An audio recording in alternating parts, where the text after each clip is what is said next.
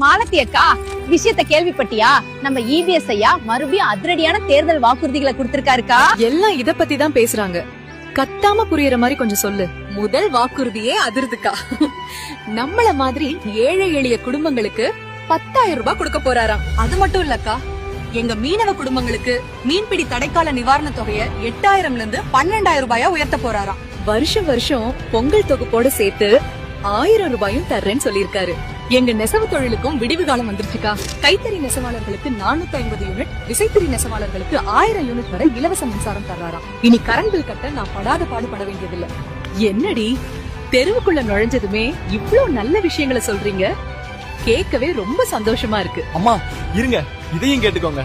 என்ன போல வேலை தேடுற பட்டதாரிகளுக்கு வேலை கிடைக்கிற வரைக்கும் மாதம் 2,000 ரூபாய் ஊக்கத்தொகை தர்றாராம். 12வது வரை படிச்சுட்டு நின்ன என் நண்பன் முகேஷுக்கு கூட மாசம் 1000 ரூபாய் கிடைக்குமா. நீங்க எல்லாரும் சொல்றத கேட்கும்போது மனசுக்கு திருப்தியா இருக்கு. ஏழை மக்களோட கஷ்டத்தை புரிஞ்சுகிட்ட இபிஎஸ் தான் அடுத்த முதலமைச்சரா வர வேண்டும். நம்ம எல்லாரோட ஆதரவும் அவருக்கு தான்.